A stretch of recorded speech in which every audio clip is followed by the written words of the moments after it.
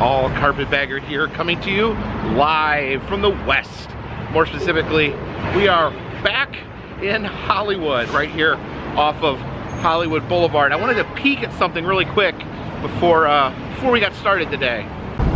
Yeah, just look at this right here. We have the almost the entire section of Hollywood Boulevard is covered up with a tent. They're getting ready for the Academy Awards. Apparently it's this Sunday. Oh yeah, there's a big advertisement for it right there. Yeah, they shut down almost this entire strip here in front of the Chinese Theater, the Dolby Theater, the place where they film Jimmy Kimmel and all that. That street is closed. You can't drive down there. And this has been going on for over a week now. They've been closing off this area, tenting it in, I guess, for the Oscar celebration. Sticking with the Hollywood theme, we are going to be visiting the Hollywood Museum today. This is an amazing collection of movie props and costumes and other interesting artifacts from movies.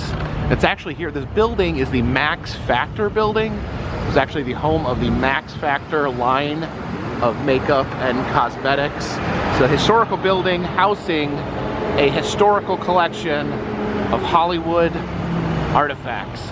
You can see here right in front of the door, we're greeted by Miss Marilyn Monroe in her famous pose where her dress was blown up from a sewer grate. This front section preserves some of the history of the building and the Max Factor company, the different makeups that they made that were used in Hollywood. We saw them setting up for the Academy Awards outside. You see some Academy Awards in here. This is an Academy Award from 1945. Went to James Dunn for the movie A Tree Grows in Brooklyn. This is interesting. I have some various wigs here. This is John Wayne's wig from the Alamo. Elizabeth Taylor's wig from Cleopatra. And there's a wig belonging to Frank Sinatra. You can see the makeup room in here. More celebration of the Max Factor line of makeup. You can see the makeup station here where actresses could get all dolled up for their movies. And what's interesting about this makeup room is that it is only for redheads. I guess they had specific makeup to use on redheads. Here's the brunette makeup room here. Now this is completely insane. This is the beauty calibration machine made by Max Factor. You can see him using the machine right there. And apparently this was based on like pseudosciences like phrenology, and he decided that he had perfectly calibrated the perfect face, the perfect beautiful face, and would use this machine to see where the flaws in your head were, so that he could use makeup to fix those flaws. That is like cosmetic mad science. In the blondes room, and yeah, it does explain that Max Factor had certain makeup that he believed, would work for women of different complexions and hair colors. And so yeah, there's the blonde mannequin there. And it says this is some of Marilyn Monroe's makeup here. This is a dress that Marilyn Monroe wore on her honeymoon. And there is Marilyn Monroe's makeup chair. This is for brunettes. Wait a minute, what's the difference between a brunette and a brownette? Maybe I don't understand hair color. And there's a dress from the Judy Garland show. I like how they helpfully put a cardboard cutout of her face. Here's I guess a costume from Monster-in-Law. That is Jane Fonda. You can see her by her cardboard face there. Now it says that these ruby slippers were seen in the movie. I don't know if that is an undisputed fact. It was my knowledge that there was only 3 pairs of the slippers left, and I don't recall the Hollywood Museum having one of them. So I don't know. What do you feel that these are are a set of real ruby slippers? Leave a comment in the comment section. I know that there's one pair at the Smithsonian, one at the Academy Awards, I think one at the Judy Garland Museum. I don't I don't know what these are. Well, I wander back here and oh, look at this. What's going on in this room here? Oh, you can see some masks from Planet of the Apes. This is amazing. One of my favorite movies, Planet of the Apes. And look at these masks here. These were there was like a society of people that lived underground and worshipped the nuclear bomb. That's pretty amazing. I definitely love these movies. Now it looks like they have a nice collection of Planet of the Apes props. You can see there, those are the people that lived underground. You can see there with the hood on it, that's their artificial face. They would remove it to show the scary face underneath. Looks like there's some prop weapons there as well. See some of the partial makeup there from Planet of the Apes. See some of the ape costumes there. There's Roddy McDowell played Cornelius there in the Planet of the Apes. Seriously, these are such good movies. I want to go back and watch Planet of the Apes right now. And we don't stop with just the original Planet of the Apes series. Here is the space pod from the Mark Wahlberg version of the movies. And guess what? People dislike this movie strongly. People hate this movie. I like it. I pretty much love any Planet of the Apes movie. Like all the reboots, everything. I like the new ones, I like the Wahlberg ones, and I like the original. You see the space pod here. Oh, is that Marky Mark right there? And they do have some costumes from the Dawn of the Planet of the Apes, the modern version of the series, which I do love, but I don't know, the apes are too ape-like. I kind of like the half-ape, half-human hybrids from the other movies. We have actually some props from Casablanca, some shot glasses there from Rick's Cafe in Casablanca. Over here we have some Star Wars props. Darth Vader right next to a C-3PO. And look how much taller Darth Vader is than C-3PO, man. He is a tall guy. Either that or C-3PO is really short.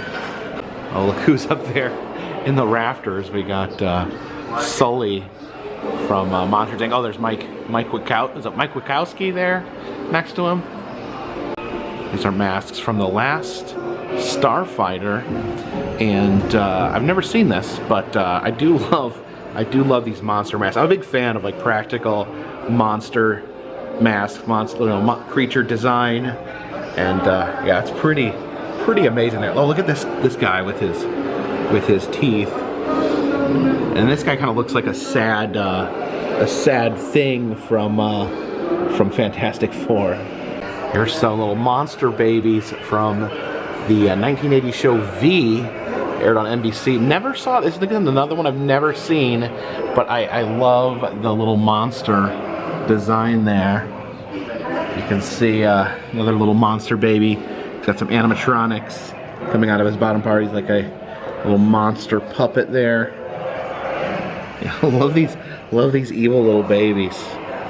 Oh, there's a costume from Mighty Morphin Power Rangers, the movie. I remember actually I was in middle school, and I actually got hooked on watching Power. I don't know why. Every day I would get home from school and I'd watch the Power Rangers. I don't know if I was sure why then, but something about it transfixed me. Looking down here, they have another space pod there. It says that's from Supernova, and these very strange rabbit legs. These are like giant legs with rabbit heads on them. It says this is from Along Came Polly. Now I have seen that. I don't specifically remember the rabbit heads. Oh, and look who we got up there. Look at his dead eyes. They're black like a dove's eyes. And this is the collection of Joe Ackerman, who was known as Hollywood's beloved autographed hound. Says that he's one of the most impressive collections of autographs. You can see he's got autographs of the Three Stooges there. Oh, there's the cast of The Jerk. It is quite a fascinating collection of autographs. Interesting, I don't know.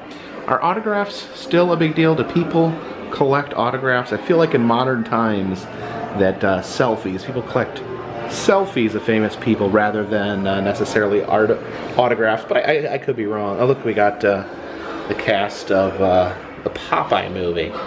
I need to go back and watch that. But the collection of autographs here definitely legitimate. The Gone with the Wind, the entire cast of Gone with the Wind, cast of Citizen Kane, which is renowned as one of the greatest movies of all time. You got Casablanca and even The Wizard of Oz. That's pretty amazing. The cast of the Wizard of Oz there. And here we have a genuine chunk of the Hollywood sign. You can see very weathered piece right here. It's got bullet holes, it's got graffiti, just people scrawling their names in it. But this was originally a piece of the H on the Hollywood sign. Here we have some costumes from Gilligan's Island, a absolute beloved show from my childhood. I was obsessed with the show. I never could understand how they got stuck on the island so long. You always figured that that, you know, they could take some trees and maybe make a boat of some sort. But anyways, it was a wonderful show. There's Gilligan costume there, and Marianne. And there is a outfit from Running Man, starring Mr. Arnold Schwarzenegger. All right, time to head upstairs. Supposedly there is 2 floors above this, and then a floor in the basement. Here's a private executive office for Max Factor. Let's see who's in there. Yikes. Who is that? As we enter in through here, we can see the Ghostbuster collection. You can see the Ecto-1 in there, the ambulance hearse converted into a ghost fighting machine. There's one of those monstrous dog creatures that always terrified me as a child. It's the back, the Ecto-1 there. Look at the Ghostbuster outfit and the proton pack there. There's Slimer up there. He was one of the bad guys from the first movie, and actually was a terrifying monster. But then in the cartoon version, he actually became like their buddy and mascot. We have some more Ghostbuster stuff in this case. Those iconic goggles, the colander hat worn by Rick Moranis. We have this smashed taxi. I don't know if that was like used as a miniature. This flattened taxi right there. There we have the dancing toaster from Ghostbusters 2. And it says this is a screen-used utility belt worn by Winston Zedmore. Again, I do love the practice of putting the cutout cardboard head on top of the costume. It really helps you identify the costume. These are costumes from Mad Men here. An exhibit here on the Pointer Sisters and some of their wild outfits over the years. Just so yeah, some very fascinating outfits. And look at that. That is a chair of some sort. As some sort of sitting device. Big giant orange fluffy coat there. Some of these wild jumpsuits. And then just look at that space dress right there. That is crazy. Here's a interesting costume. Incorporates some controversial, stereotypical elements in the costume there. Some items from the movie Smokey and the Bandit, starring Burt Reynolds. And we have a roll of toilet paper here. Said Sheriff Buford T. Justice toilet paper said that Sheriff had toilet paper streaming out of his pants right there. Yeah, I've never got a chance to see Smokey and the Bandit. Is Burt Reynolds, does he play Smokey or does he play the Bandit? This exhibit on the Little Rascals, also known as Our Gang. You can see this is George Spanky McFarlane's outfit there. There we have Alpha from Little Rascals. Look at that. I don't know what's happening here with this figure. Another little dog, Pete the pup there with the iconic circle drawn around his eye. Oh, and there we spotted another Academy Award there. Honorary Academy Award to Hal Roach. Heading up to the 3rd floor. And look who is here to greet us on the 3rd floor. Some superheroes here. Of course, we have the Adam West Batman from the 1960s Batman series, which I feel is one of the greatest television shows of all time. You got Batman, Robin, and Batgirl there. I don't remember this specifically, but did Batgirl have like a doily around her walkie-talkie there? That's, I don't know, something's deeply hilarious about that. Yeah, in addition to the 1960s Batman cast, we also have the Christopher Reeves Superman and the Linda Carter Wonder Woman. Now this is super cool here. They basically have the history of Catwoman here, all the various incarnations of Catwoman from all the different movies and television shows. In the original 1960s Batman, Catwoman was played by 3 different actresses. This is Lee Merriweather, who played in the 1960s Batman movie. And 2 of the most beloved Catwoman here, we have Julie Newmar and then Eartha Kitt back there in the chair. These both of these played absolutely classic versions of Catwoman in the 1960s show. But who could forget Michelle Pfeiffer, who played Catwoman in the Michael Keaton Batman movies. I will never forget Michelle Pfeiffer in these movies. And look at that, look at her claw. She's got like these like gnarly homemade hooks on her claws.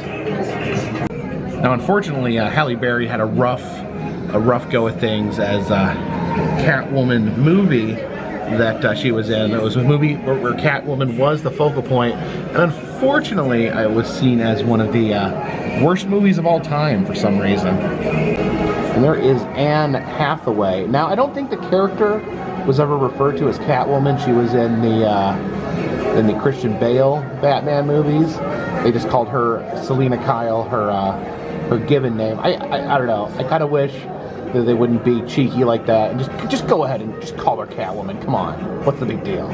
Some items here from the Batman TV show. These are screen-used gloves and a screen-used utility belt. Looks like a giant diamond there that maybe some villain would steal. It says that this replica bat phone was used in the 2003 TV movie Return to the Batcave: The Misadventures of Adam and Bert. I've never heard of that. What is Return to the Batcave? I'm gonna have to definitely look that one up. And there is the bat phone signed by Adam West and Burt Ward. Yeah, I just love this show. The incredible like cast of super fun villains they had. This show was officially a hoot. It says these are some of the original costumes worn by Adam West and Burt Ward. It says that these costumes had degraded over the years. You can see the Adam West costume there. The colors have changed. The cloth has turned a light purple color, but still really cool to be able to see the original costumes there. This is Batman's bat cycle there. Batman would ride in the main motorcycle, and then Robin would ride in the sidecar there. That could actually detach and become its own little go-kart. Now Jen is a massive fan of the original 60s Batman series. She told me the other day she was telling me how much she loved the King Tut character. Apparently it was a archaeologist who when he gets bonked on the head, he thinks that he's King Tut. Here's an exhibit on the usage of drag in Hollywood movies featuring various different drag performers.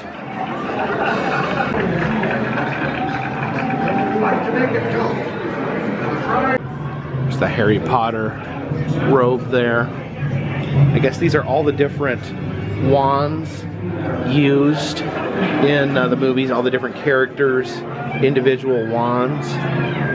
Here we have some figures from It's a Mad, Mad, Mad, Mad World. I think it's four Mads there in the title. Now, again, that's not something I've not seen, but I do, I do appreciate these mannequins here. Now we have the incredibly iconic Pee Wee Herman suit. They don't need to put a cardboard Pee Wee Herman head on top of that because no one else wears a suit like that. And then there we have the iconic bicycle, the focal point, the MacGuffin, if you will, of Pee-wee's Big Adventure. Spent the entire movie trying to hunt down his bicycle. There's the robe and boxing gloves of Rocky. Another wonderful, wonderful film. Back here, some costumes from Ben-Hur. See that chainmail outfit right there. We have Tony Soprano's outfit there, along with Carmela Soprano. And of course, one of the most iconic movie cars of all time in the DeLorean time machine. You can see Marty McFly and his girlfriend back there. And then out in front, we've got these newspapers from the 1955 timeline. All these bad things happening. Dr. Brown is committed. Biff is the luckiest man on earth. Biff wins again. You can see the transition here. George McFly murdered. And then you have the blank article there. And then George McFly honored. There's Marty McFly Jr.'s baseball cap. Has all the different weird coloration to it. And I guess that's Biff's bat. His futuristic bat that he uses for smashing. Here is the less famous Back to the Future vehicle. It's Marty McFly's truck. And there we have balancing on the infamous hoverboard. We have Mr. Marty McFly. Here we have a Stranger Things prop there. That's the helmet that Eleven would wear during her sessions at the lab, where she would float underwater to take advantage of her psychic powers. Now finally, it's time to head down to the basement, where we will experience monsters, mummies, and mayhem. Oh no, look at that. The super spooky skeleton peeking out from behind the curtain as we head downward to the spookiest part of any building, the basement. Oh, look at this. There's all these like dried leaves and wood chips down here. Oh, jeez. Okay. Got all psyched out there for a second. I saw Jason. And who is lurking under the stairs? Well, it's Frankenstein and his wife. Although, whose dead corpse is that? Okay, let's see. Where are we going? Do we want safety or certain death? I know that you guys want me to head towards certain death, so here we go. And who do we have hiding in here? Oh, we have Dr. Loomis, cardboard-headed Dr. Loomis, and then Michael Myers, and then down there we have Michael Myers' little niece. These are from the movie Van Helsing. I think these must be Dracula's brides here. Is it just me, or is there a lot of Jasons down here? He's got a big machete. And here's the mask from Jason Goes to Hell. There we have excessively spooky clown Pennywise right there. And then the little cursed doll, Annabelle. Boris Karloff's mummy down there. Here we have Vampira, which was the original horror hostess on TV. She actually predates Elvira. And apparently Vampira herself was inspired by Morticia Addams. Some of Vampira's personal effects. We have these see-through gloves with these long red nails on them. And that leads us to Elvira, the iconic 80s horror host. She even had her own movie at one point. Here we have The Rock from The Scorpion King. You see here all the different sarcophaguses and mummies. Oh, look at this terrifying wolf's head from The Howling. Yeah, look at his vicious teeth there. There's Otis from House of 1,000 Corpses. For some reason, he's got Freddy Krueger's head on a hook down there. And for some reason, in this case, we have some props from the Flintstone movies. You can see this tablet there, the carved in stone, and silly dinosaur hat there. It's a horror movie I'm not familiar with. Uncle Sam, or I guess a deranged Uncle Sam, is some sort of slasher villain. See Johnny Depp from Pirates of the Caribbean, but who's that down in that chest right there? Take a peek. Oh my gosh, what is that? Yeah, a lot of spookiness down here in the basement area. Look at that. Oh, look at, see the eyes peeking out. Who is that? There we have the cast of the Walking Dead, the show that finally ended.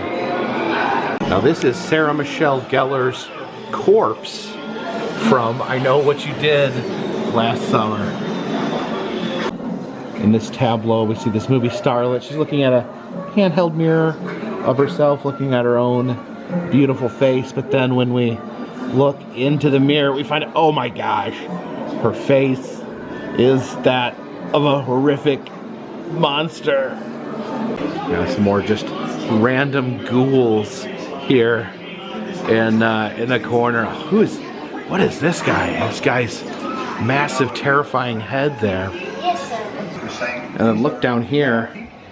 This dead body here is from the movie Dead Presidents. Wonder which dead president that is. Is that it's not Abe Lincoln. He doesn't have a beard. Here is the dog from The Sandlot. I guess I never realized The Sandlot was a horror film. But yeah, look at that. That is monstrous and terrifying. And there you got Mr. Freddy Krueger. Costumes from Sweeney Todd. There's Sacha Baron Cohen's outfit. I guess he was the villain of the film. There's some sticks, some of those witch sticks from the Blair Witch Project. There is a ghost remover from the 13 Ghosts. I guess the movie's gimmick was that you could have a ghost viewer, so you would look through the red part if you wanted to see the ghosts in the film, and then look through the blue part if you didn't want to see the ghosts. That'd be really cool movie experience. You should definitely bring stuff like that back. Some wax heads here, used in Deep Blue Sea. I guess the shark ate their bodies. Look at the severed fingers down there. Yikes. So it's time to head here through the prison doors. Walk down this spooky hallway here. You can see the padded room there. And we have different jail cells that we pass by. And then, oh, check out this last cell here. The chair in front of it. We have the personal prison cell of Mr. Hannibal Lecter there. Oh, he got his drawings up on the wall. He's got his mask that stops him from eating people. Looks like he's reading a few comic books there on his bed.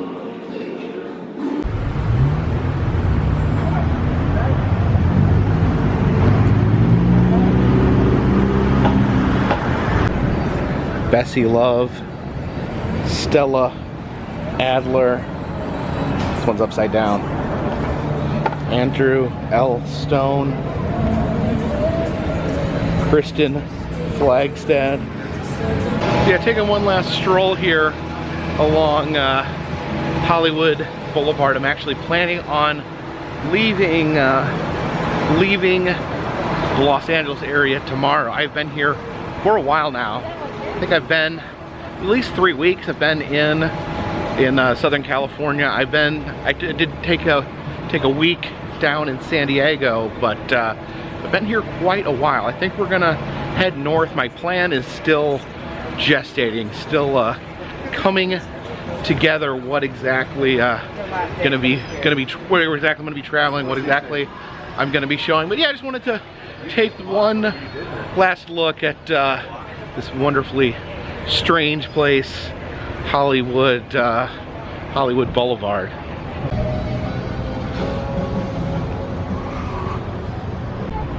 Oh, check this out. We have a Hollywood Boulevard Zoltar there. Well, that's a nice turban. I don't think I've seen that turban before.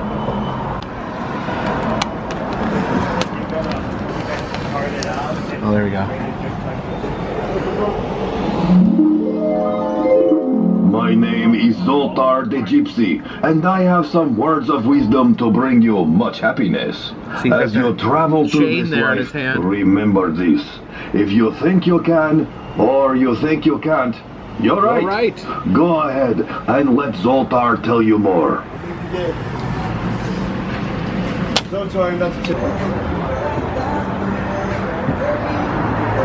Now, when I first showed up here in Hollywood with Jen, one of the first things we did was we went on a tour. We got into a van and did a tour of the stars' houses here in Hollywood, as you do. And I was looking at one across the street. That's not the same tour we took, so I don't want to apply anything to them. But yeah, I did some research. Some of you guys commented on that video. I hadn't had a chance to address that. I should have mentioned it in an earlier video, but yeah, some of you guys commented that there was some inaccuracies in the claims made on the tour. And yeah, I did some research, and just about everything on that tour was a complete lie. And I guess, I don't know, it's interesting. Is that just the Hollywood version of sports entertainment? Is it okay? Is it okay for them to lie on those tours to make the tour more interesting? Or is it a ripoff to just drive around and be like, that house, that's Robert De Niro's, that's Johnny Depp's, that's Will Smith's. Is that dishonest? I think it is dishonest.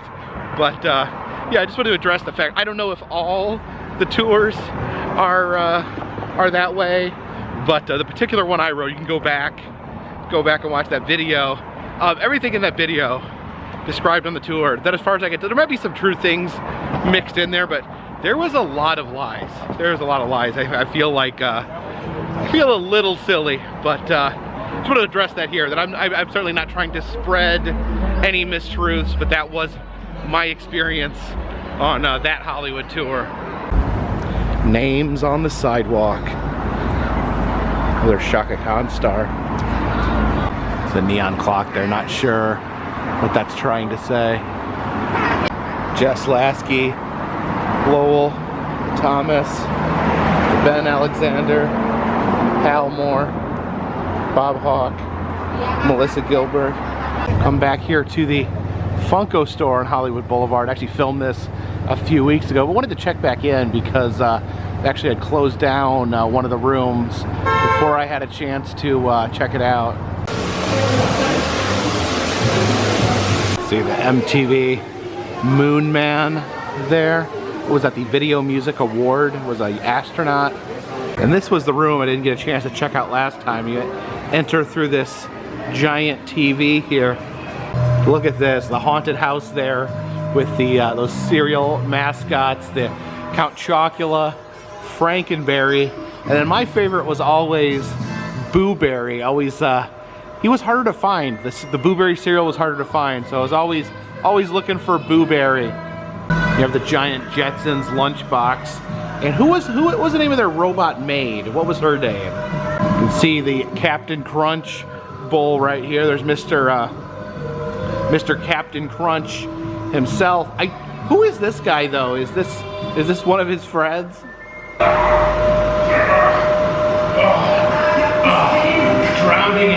Drowning in sugary milk. Fred Flintstone here looks like he wants to invite us to sit in his car. I noticed the sign here says please do not climb on the displays. Would sitting next to him count as climbing, or is climbing different than sitting? It's a Huckleberry Hound Pez dispenser. We have the Kool-Aid Man bursting forth from the wall as he does. Then we have Sprout sitting up there on the wall. Wonder where the Jolly Green Giant is. Look at this case here with the devil horns and googly eyes. I guess they have some Ninja Turtle Funkos in his mouth. But Carousel here in the middle of the room looks like we got a Sour Patch Kid riding on the horse. In addition to the Sour Patch Kid, we have a Pink Peep. There's a marshmallow rabbit there. Then on the last horse, we have the owl from the old Tootsie Pop commercials. This candy stand here, we have Twinkie the Kid, the mascot for Twinkies. And Marvin the Martian there in front of the window. Then next to the giant bag of Cheetos, we have Chester Cheetah. You know what? I never liked Cheetos that much. I remember other kids were crazy about Cheetos, and I don't know, I just didn't get it. And we got the Pillsbury Doughboy, and then is this the mascot for Pez? It's like a old airline stewardess. Is that Pez's mascot? Lewis Jordan, Walter O'Keefe. That was blank. Helen Ferguson.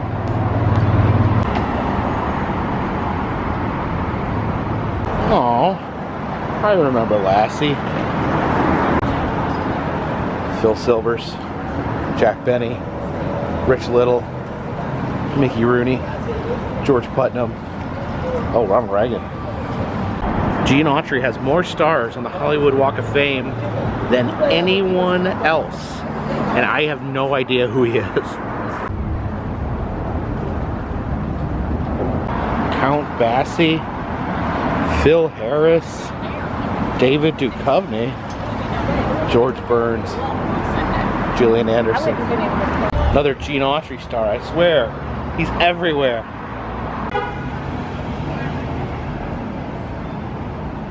And there's Eartha Kitt. We saw her in the Catwoman exhibit at the Hollywood Museum. Ruth Raymond, Herb Jeffries, Ed Gardner, the Watson family.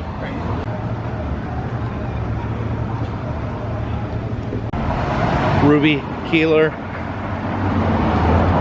George M. Cohan. Oh, that one's gross. Look at that. Broderick Crawford.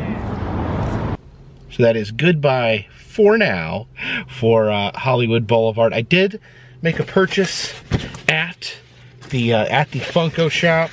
I did pick up a little present for Jen.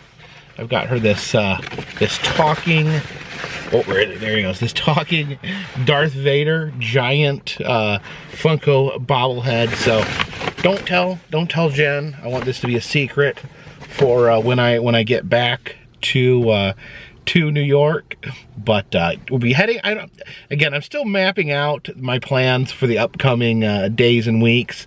We're gonna head north, I think. I don't know if tomorrow I'm gonna do something in Los Angeles or just head out.